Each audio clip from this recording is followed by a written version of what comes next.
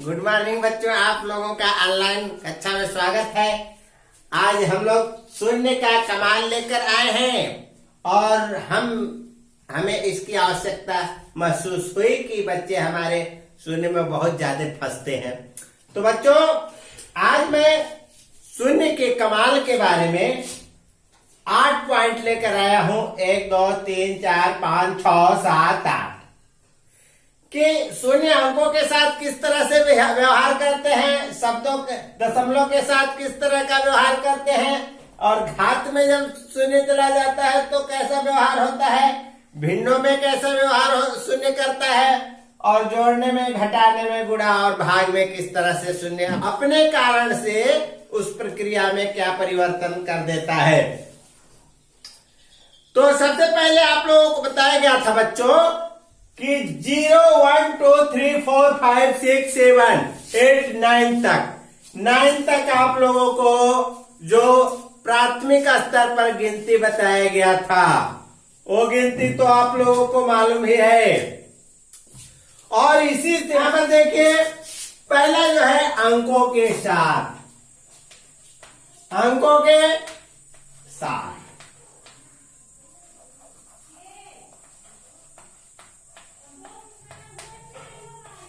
अंकों के साथ बच्चों कोई भी अंक ले लीजिए, जैसे ले लेते हैं हम 8।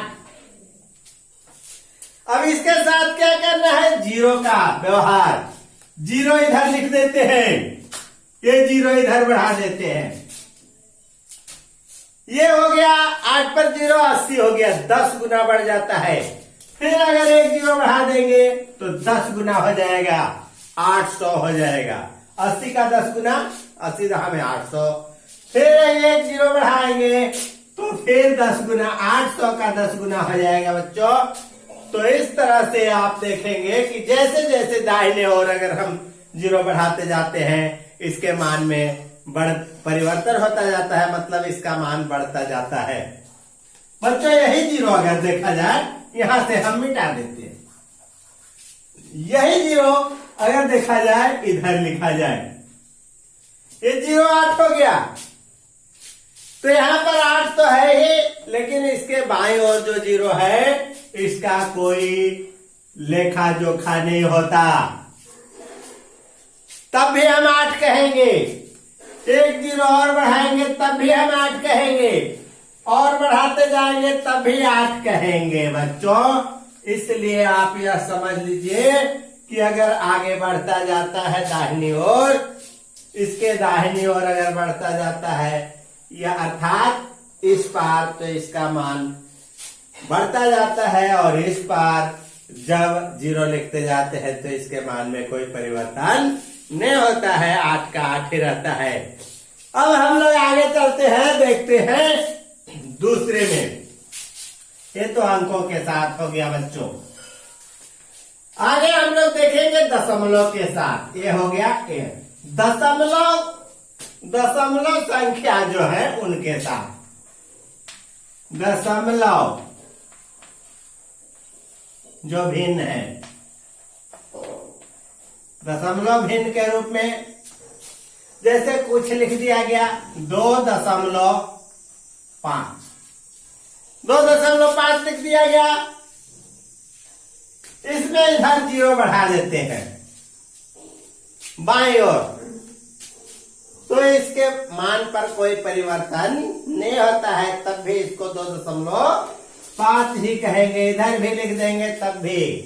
लेकिन अब देखिए, इसको हम यहां मिटा देते हैं, इधर बढ़ाते हैं तब भी इसका वही मान होता है, 2.5 ही। इसके मान में कोई परिवर्तन नहीं होता।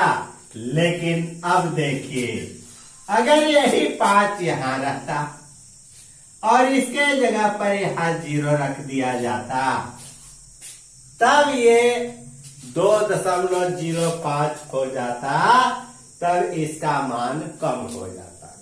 जैसे जैसे इसमें और 0 भरते जाएंगे तो इसका मान और कम होते जाता है बच्चों।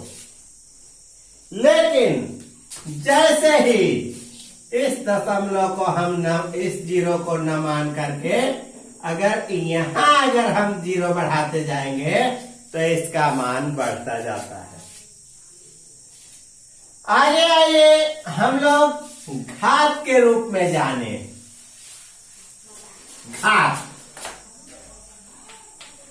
घात में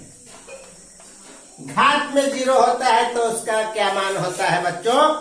तो एक बात ध्यान रखिए, चाहे 5 के घाते 0 लिखो, चाहे 1 के घाते 0 लिखो, चाहे x के घाते 0 लिखो, चाहे किसी भी चर अचर किसी भी के घात में अगर 0 हम रखेंगे तो उसका मान बराबर 1 होता है। इतना याद रख लीजिए। ये आप किसी कक्षा में इसको आप पाएंगे, यह सूत्र के रूप में आपको कहीं न कहीं मिल जाएगा। ये घात के रूप में हो गया। आगे आइए भिन्नों में।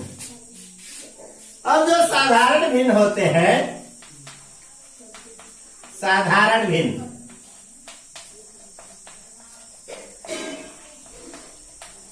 साधारण भिन्नों में देखिए क्या होता है। साधारण भिन्नों में होता है कि जैसे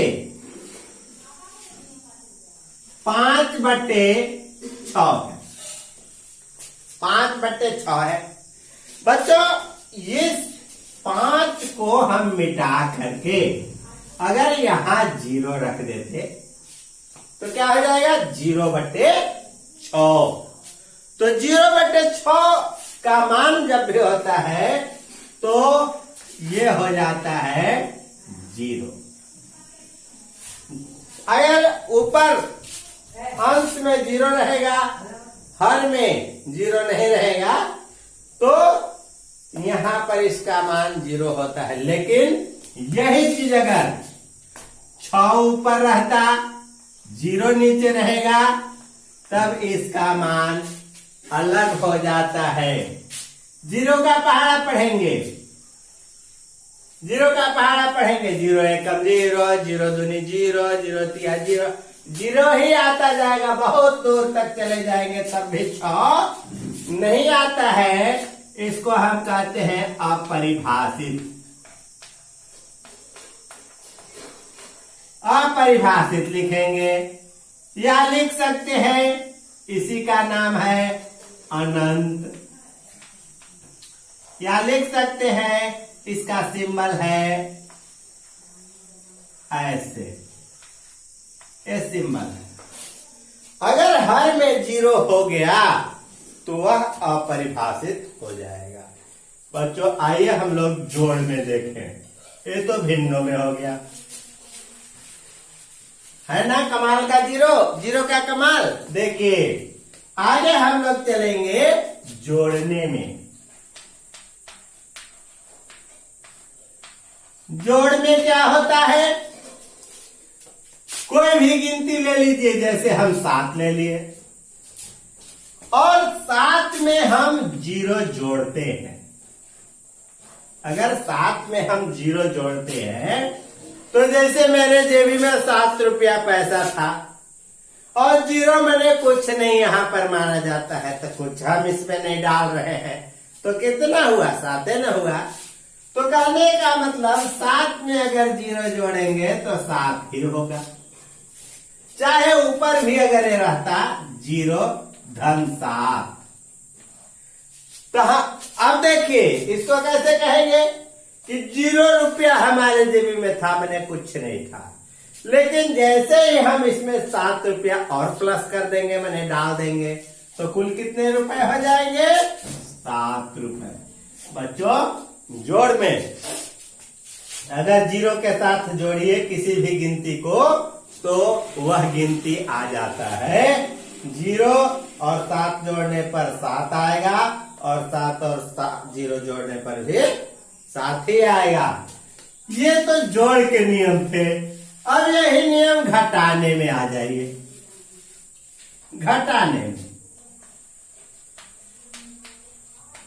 घटाने में क्या होगा ये भी देख लीजिए, क्योंकि बहुत सारे बच्चे बहुत परेशान हो जाते हैं घटाने में, तो जोड़ में भी परेशान हो जाते हैं। इसी को लेकर हम इसीलिए आए हैं कि बच्चे हमारे परेशान न हो, इसलिए इसको जरूर ध्यान से देखिएगा। एक बार में समझ में ना आए, बार बार इसको देखिए, रिपीट करके देखिए, और यह प्रक्रिया आप जब सीख जाएंगे तो कभी भी नहीं भूलेंगे। आगे देखिए, मान लीजिए कोई संख्या 8 में पढ़ रहे हो, 6 में पढ़ रहे हो, हम 6 संख्या ले लेते हैं।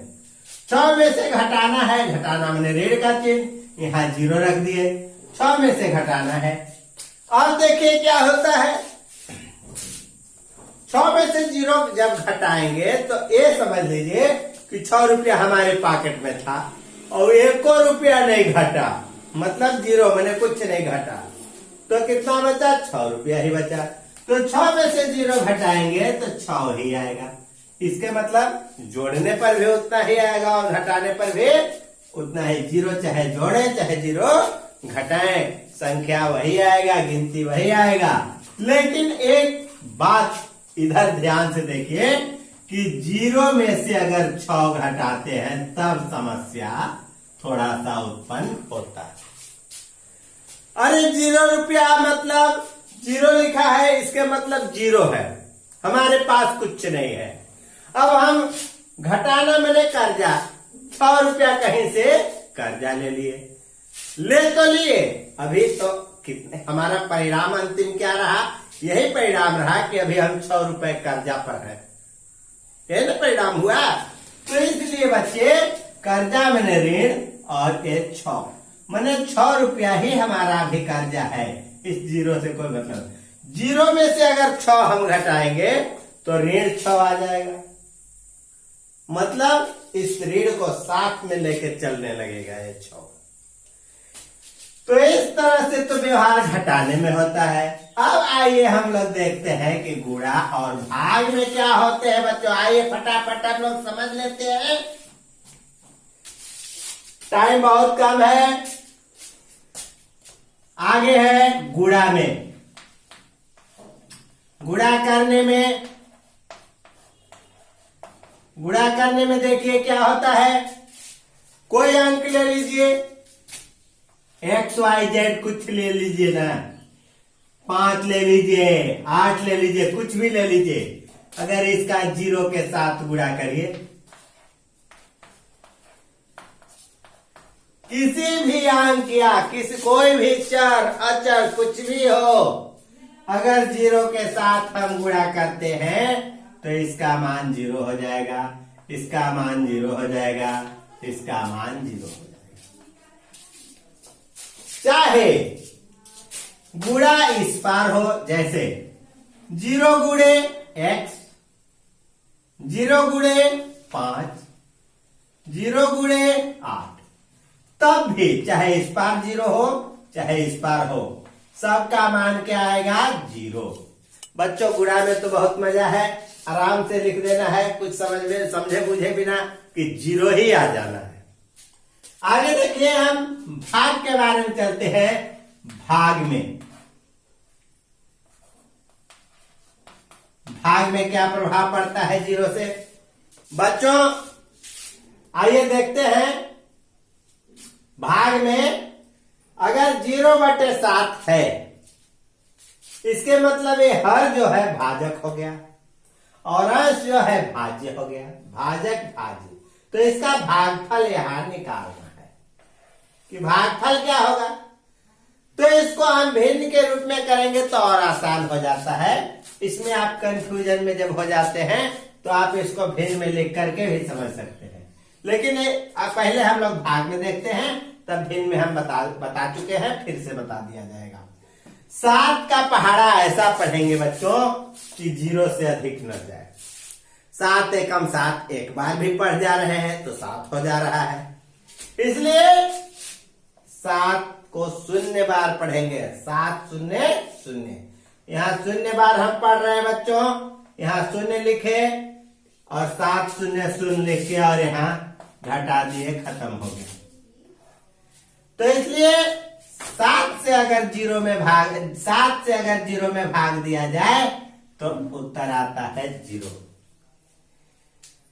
इसका ठीक उल्टा देखिए, 0 का पहाड़ा 7 बार पढ़ना, 0 का पहाड़ा ऐसा पढ़ना है कि 7 से अधिक न जाए। 0 एकम 0, 0 दूनी 0, 0 तिया 0, 0 चौका 0। अगर हम पढ़ते जाएंगे तो 7 जीवन में कभी नहीं आएगा। आप पढ़ते ही जाएंगे, कोई कह देगा कि पागल हो गया है क्या, और आप अंतिम तक जाएंगे 7 नहीं आएगा। इसके मतलब यह अपरिभाषित है। इसको हम इस तरह अनंत लिख सकते हैं। इसका नाम है अनंत, या इसको हम कह सकते हैं अपरिभाषित।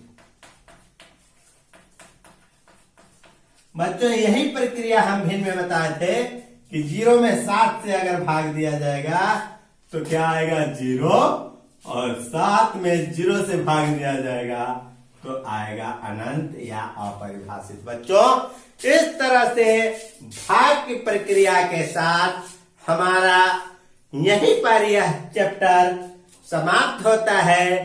बच्चों हम आगे फिर से आपको एक नया वीडियो लेकर आएंगे, आपके साथ उपस्थित होंगे बच्चों।